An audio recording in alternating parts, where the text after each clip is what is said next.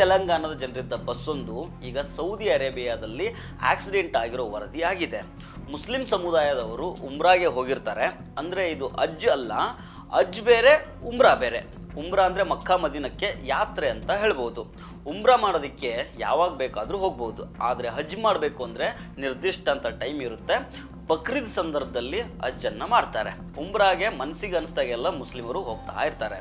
ಹೀಗೆ ಹೋದವರು ಮಕ್ಕಾ ನೋಡಿಕೊಂಡು ಮದೀನಕ್ಕೆ ಬಸ್ನಲ್ಲಿ ಹೋಗುವಾಗ ನಡುವೆ ಒಂದು ಮುಫ್ರಿಯಾತ್ ಅನ್ನೋ ಪ್ರದೇಶ ಇದೆ. ಇಲ್ಲಿ ಬೆಳಗಿನ ಜಾವ 1:30 ಸುಮಾರಿಗೆ ಆಕ್ಸಿಡೆಂಟ್ ನಡೆದಿದೆ.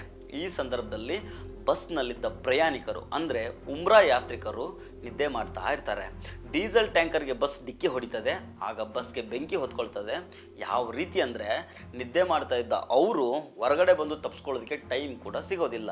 ಹೀಗಾಗಿ ಒಟ್ಟು 42 ಮಂದಿ ಜೀವಂತ ದಹನ ಆಗಿದ್ದಾರೆ. ಅಪಘಾತದ ತೀವ್ರತೆಗೆ ಬಸ್ಸು ಸಂಪೂರ್ಣ ಭಸ್ಮ ಆಗಿದೆ. ಅನೇಕರು ಗಂಭೀರವಾಗಿ ಗಾಯಗೊಂಡಿದ್ದಾರೆ. ಗಾಯಗೊಂಡವರನ್ನು ಸಮೀಪದ ಹಾಸ್ಪಿಟಲ್ಗಳಿಗೆ ಶಿಫ್ಟ್ ಮಾಡಿದ್ದಾರೆ. ರಕ್ಷಣಾ ಸಿಬ್ಬಂದಿ ಮತ್ತು ಸ್ಥಳೀಯ ಪೊಲೀಸರು ಬೆಳಗ್ಗಿನಿಂದ ಕಾರ್ಯಾಚರಣೆ ನಡೆಸ್ತಾ ಇದ್ದಾರೆ.